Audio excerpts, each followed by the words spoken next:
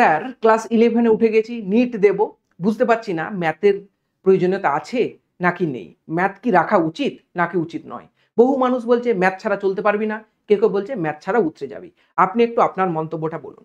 চলো, আমি একটু আমার নিজের মতামতটা শোনাই, কিন্তু প্রত্যেকটা পয়েন্টের ভিত্তিতে। আমি আমার পয়েন্টগুলোকে বলব, তার ভিত্তিতে তুমি ডিসিশন নেবে তোমার ম্যাথ প্রয়োজন আছে কি নেই। আমার পয়েন্টের ভিত্তিগুলো তুমি ভালো করে বুঝে যাওয়াটাই আমার একমাত্র উদ্দেশ্য, বাকি আর কোনো উদ্দেশ্য নেই। আমি কোনো ডিসিশন তোমাকে দেব না। চলো ভিডিওর দিকে আমরা এগিয়ে যাই বেশ কিছু পয়েন্টের উপর ভিত্তি করে। সবথেকে প্রথম যে পয়েন্ট, সেটা হলো ম্যাথ কেন দরকার?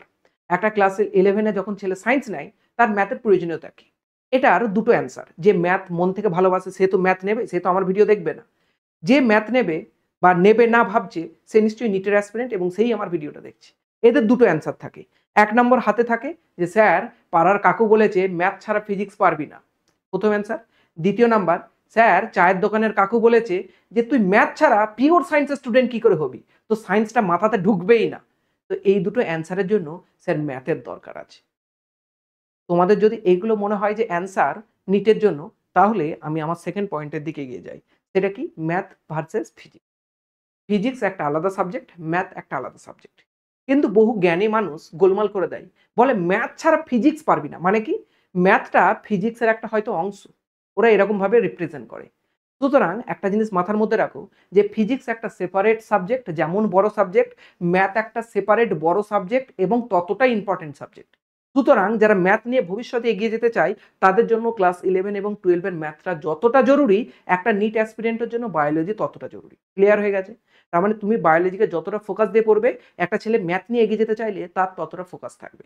এবার একটা ইঞ্জিনিয়ারিং এর ছেলেকে তুমি যদি বলো যে তোমার কি বায়োলজির প্রয়োজন আছে, সেই যে উত্তরটা দেবে, তুমি নিটের অ্যাসপিরেন্ট হলে তোমার উত্তরও সেম হবে। কারণ কি? ম্যাথ একটা সাবজেক্ট, এটা ফিজিক্সকে হেল্পিং সাবজেক্ট নয়। ম্যাথ একটা সম্পূর্ণ বড় সাবজেক্ট এবং হিউজ সাবজেক্ট।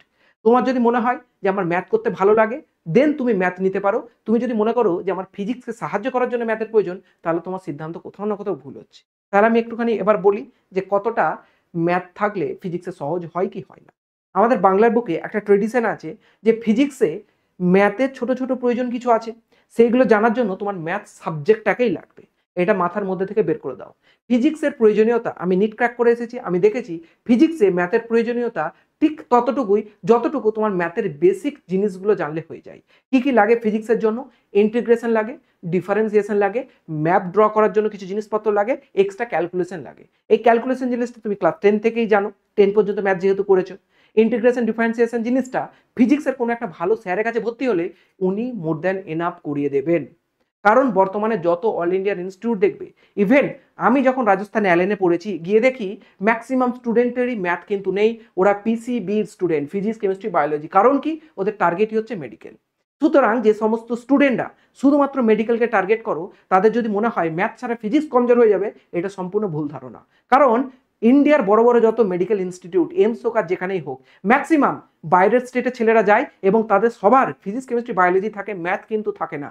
সুতরাং ফিজিক্সে ম্যাথ সাবজেক্টটার যে প্রচুর প্রয়োজনীয়তা আছে, এমনটা কিন্তু ভুল। হ্যাঁ, ফিজিক্সে ম্যাথের প্রয়োজনীয়তা আছে, কিন্তু ম্যাথ সাবজেক্টটাকে রাখার প্রয়োজনীয়তা কিন্তু সেইভাবে নেই। তোমার যদি মনে হয় যে না ম্যাথটা আমার ভালো লাগে, করবো, তাহলে ফিজিক্সটা আরও স্ট্রং হবে। সেটা তোমার ব্যক্তিগত সম্পূর্ণভাবে মতামত, বা তুমি যেই স্যারের কাছে পড়ো, যেই স্যারের কথা মেনে চলো, সেই স্যারের ওটা মতামত মেনে তুমি চলতে পারো। তবে আমার মতে ফিজিক্সে ওই যে অল ইন্ডিয়া লেভেলে যত বড় বড় কোচিং ইনস্টিটিউট আছে, যে কোনো ধরনের, আমার নাম নিতে কোনো সমস্যা নেই, আন একাডেমি হোক, পিডব্লিউ হোক, বেদান্ত হোক, যে কোনো জায়গাতেই তুমি ফিজিক্সের ক্লাস 11 যদি স্টার্ট করো, তুমি গিয়ে দেখবে ওখানে 1 মাস ধরে একটা চ্যাপ্টার পড়াচ্ছে, তার নাম হচ্ছে বেসিক ম্যাথামেটিক্স। ফিজিক্সে পড়াবে এই চ্যাপ্টারটা, যেখানে তোমাকে ইন্টিগ্রেশন, ডিফারেন্সিয়েশন, ম্যাপ কি করে ড্র করতে হয়, কি করে কার্ভ ড্র করবে, এই সমস্ত জিনিসগুলো শিখিয়ে দেবে। সুতরাং ম্যাথ থাকলে ফিজিক্স যে সহজ হয়ে যায়, এই ধারণাটা অনেক অংশে নিটের ক্ষেত্রে ভুল। এটা আমি একদম দাবি সহ বলে দেবো। অন্য ক্ষেত্রে হয়তো তুমি এগিয়ে যেতে চাইলে তোমার ম্যাথের প্রয়োজনীয়তা আছে, কিন্তু মেডিকেল ফিল্ডের জন্য ম্যাথের প্রয়োজনীয়তা নেই। কারণ ম্যাথ করতে গেলে তোমার তার জন্য একটা আলাদা সাবজেক্টের টাইম দিতে হবে।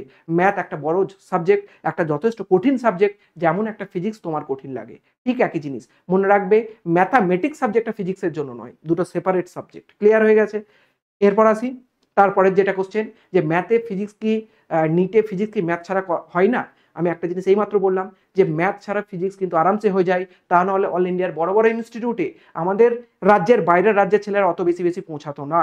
কারণ তাদের কারো ম্যাথ থাকে না। সুতরাং নিটের ক্ষেত্রে ফিজিক্স সলভ করার জন্য তোমার ম্যাথ সাবজেক্ট বিনাও কিন্তু চলে যাবে, কিন্তু ফিজিক্সের বেসিক ম্যাথামেটিক্স এটা করাটা তোমার কিন্তু জরুরি।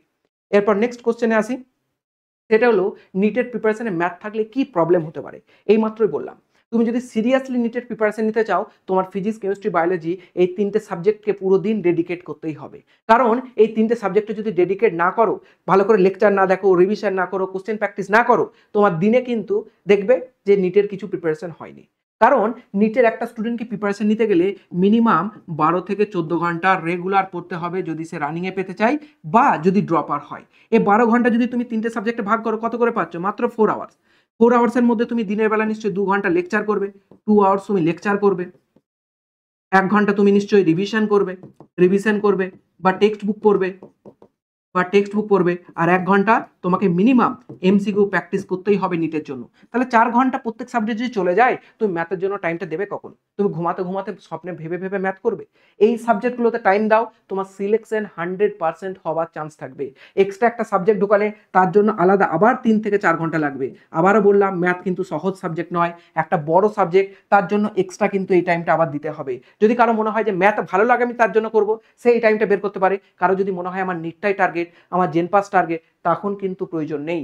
এবার একটা জিনিস আমি একটুখানি ডিসক্লেমার তোমাদেরকে দিয়ে দিই, সেটা হচ্ছে যারা ভাবো যে আমি মেডিকেল ছাড়া কোনো লাইনে যাব না, অর্থাৎ বায়োলজি ফিল্ডেই যাব, তাদের জন্য ম্যাথ রাখার প্রয়োজন সেইভাবে নেই।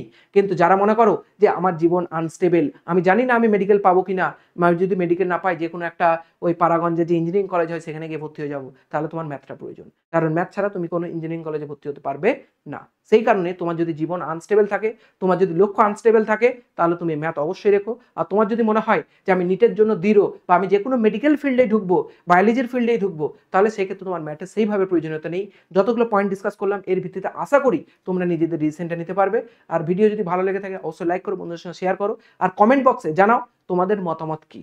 অনেকজন অনেক রকম মতামত দেবে, সেটা তাদের ব্যক্তিগত মতামত। আমি নিট পার করে এসেছি, ডাক্তারও হয়ে যাচ্ছি, সুতরাং আমার এই নিয়ে কোনো মাথা ব্যথা নেই। আমার যেটা মনে হয়েছে এতদিন পর্যন্ত যে জানানো উচিত সেটা নিয়ে আমি ভিডিওটা করলাম। যদি ভিডিও ভালো লেগে থাকে অবশ্যই লাইক, শেয়ার, সাবস্ক্রাইব করো। আর ভালো থেকে খুব পড়াশোনা করো। Thank you all.